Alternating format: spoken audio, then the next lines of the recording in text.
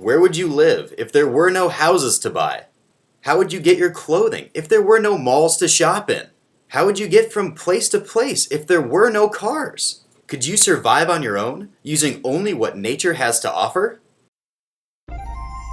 A very, very long time ago, America looked quite a bit different.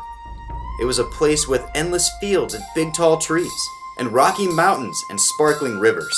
The people that lived here had a great respect for nature. They thought of the land like you would think of your mother. She is someone who gives you what you need to survive, takes care of you, and sometimes tells you what to do. Mother Nature gave these first people medicine from her plants, clothing from her animals, and houses from her trees. And in return, they loved her. Sometimes she got mad, like when there was a thunderstorm. They took this as a sign to straighten up. Things were going pretty well for America's first people for thousands of years. Some of them built sacred mounds as high as a 6-story building. Some of them invented houses they could carry around with them. Some lived in cities with over 10,000 people.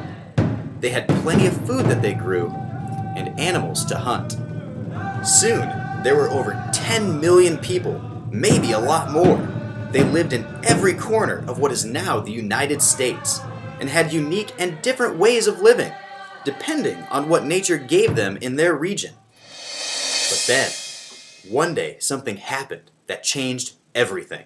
An explorer named Christopher Columbus arrived on the shores of the American continent and decided to claim the land for Spain. He thought he had landed in India, so he called the people he saw Indians, a name that seemed to stick. Today, we use the name Native Americans also. If someone is native, it means they were here first.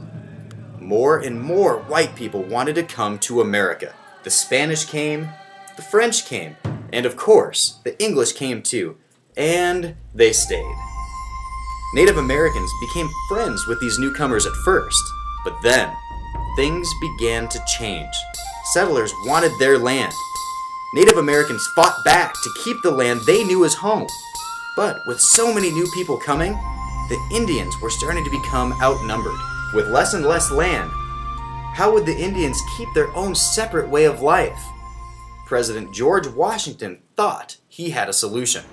Why don't you become more like us? Then you won't need your own separate land. But it wasn't so simple for Native Americans to give up thousands of years of living the way they were used to. Should they change? Some thought it would be a good idea to try new things, but others were afraid of losing their Native American culture, of losing what made them unique. And above all, no one wanted to leave their homeland. This story of change is different for every tribe or group of Native Americans. So during today's adventure, we're going to follow the story of one of Georgia's native tribes, the Cherokees. The Cherokees lived in the northern part of Georgia, as well as the Carolinas, Tennessee, and Kentucky. If you were a Cherokee, how would you have felt during this time of great change? Is it okay to change the way you live and do things?